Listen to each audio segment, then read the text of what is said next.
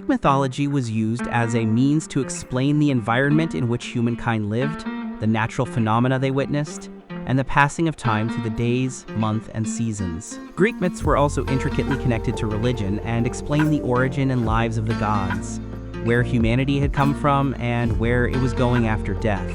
Greek myths gave faces and characters to the gods of the Greek religion, but they also gave people helpful, practical advice on the best way to lead a happy life. Another purpose of myths was to retell historical events so that people could maintain contact with their ancestors, the wars they fought, and the places they explored.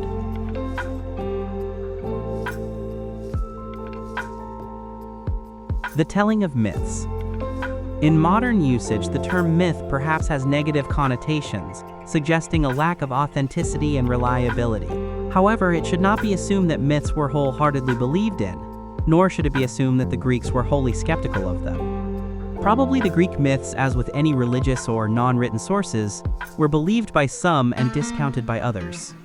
Myths were certainly used for religious and educational purposes, but also may well have had a simple aesthetic function of entertainment. What is certain is that the myths were both familiar and popular with a wide section of Greek society through their common representation in art, whether that be sculpture on public buildings or scenes painted on pottery.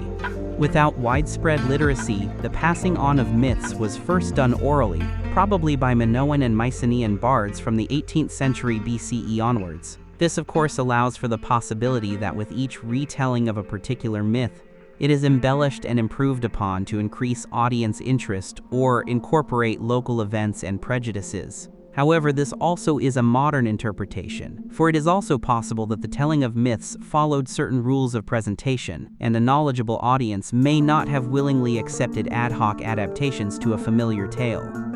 Over centuries, though, and with increasing contact between city-states, it is difficult to imagine that local stories did not become mixed with others to create a myth with several diverse origins.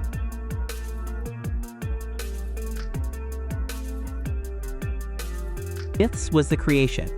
The next development in the presentation of myths was the creation of poems in Ionia and the celebrated poems of Homer and Hesiod around the 8th century BCE. For the first time, mythology was presented in written form.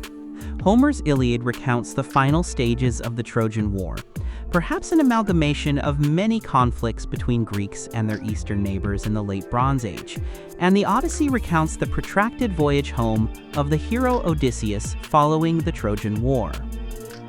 Hesiod's Theogony gives a genealogy of the gods, and his Works and Days describes the creation of man. Not only are gods described with typically human feelings and failings, but also heroes are created, often with one divine parent and the other mortal, thus providing a link between man and the gods. The next principal representation of myths was through pottery from the 8th century BCE onwards. A myriad of mythical scenes decorate ceramics of all shapes and function, and must surely have spread the myths to a wider audience. Greek mythology continued to be popular through the centuries, and major public buildings, such as the Parthenon at Athens, the Temple of Zeus at Olympia, and the Temple to Apollo at Delphi, were decorated with larger-than-life sculpture representing celebrated scenes from mythology. In the 5th century BCE, the myths were presented in the new format of theater, especially in the works of the three tragedians Aeschylus, Sophocles, and Euripides.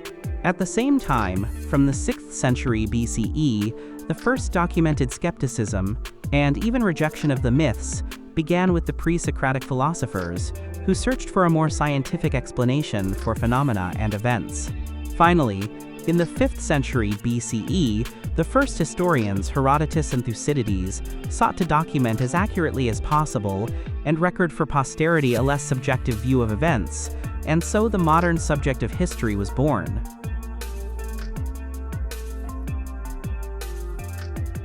Greek myths.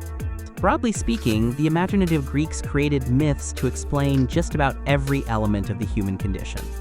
The creation of the world is explained through two stories, where a son usurps the place of his father, Cronus from Ouranos and Zeus from Cronus, perhaps referring to the eternal struggle which exists between different generations and family members.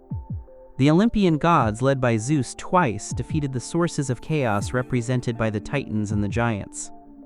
These gods, then, rule man's destiny and sometimes directly interfere, favorably or otherwise. Indeed, the view that events are not humans to decide is further evidenced by the specific gods of fate and destiny. A further mythological explanation of the seemingly random nature of life is the blind god Pluto, who randomly distributes wealth. The gods also illustrated that misdemeanors would be punished, Prometheus for stealing fire and giving it to man. The origin of other skills such as medicine and music are also explained as divine gifts. For example, Apollo, passing on to his son Asclepios medicinal knowledge for man's benefit.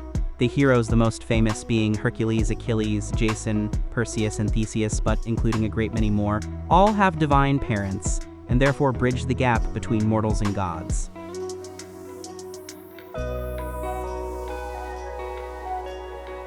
Natural phenomena. Natural phenomena were explained with myth. Earthquakes are created when Poseidon crashes his trident to the ground, or the passage of the sun as Helios in his chariot riding across the sky. Myths such as Persephone's half-year descent to Hades explained the seasons. Time itself had mythological explanations. Helios's 7 herds of 350 cattle correlate to the days of the year. Selene's 50 daughters are the weeks, and Helios' 12 daughters the hours. Greek mythology also includes a number of monsters and strange creatures, such as the one-eyed Cyclops in the Odysseus story, a gigantic boar in the fabled Caledonian hunt, sphinxes, giant snakes, fire-breathing bulls, and more. These creatures may represent chaos and lack of reason. For example, the centaur is half man and half horse. Fierce and fantastic creatures often emphasize the difficulty of the tasks heroes are set. For example, the many-headed Hydra to be killed by Hercules, the Gorgon Medusa whose look could turn you into stone and whom Perseus had to behead, or the Chimera, a fire-breathing mix of lion, goat, and snake, which Bellerophon killed with the help of his winged horse Pegasus. Alternatively, they may represent the otherworldliness of certain places. For example, the 3-headed dog Kerberos, which guarded Hades, or simply symbolized the exotic wildlife of distant lands visited by Greek travelers. Perhaps unfamiliar experiences were also explained in myth. For example, one can imagine that a Greek visiting King Minos' sophisticated and many-roomed palace at Knossos might have thought it a labyrinth, and the worship there of bulls and the sport of bull leaping might be the source of the Minotaur. Is it coincidence it was killed by the visiting Athenian? Such questions may well remain unanswered, but starting with the discovery of Troy in the 19th century CE, archaeological finds have steadily contributed an ever-growing body of physical evidence, which illustrates that the oral traditions and stories from Greek mythology had an origin and a purpose they were not previously credited with.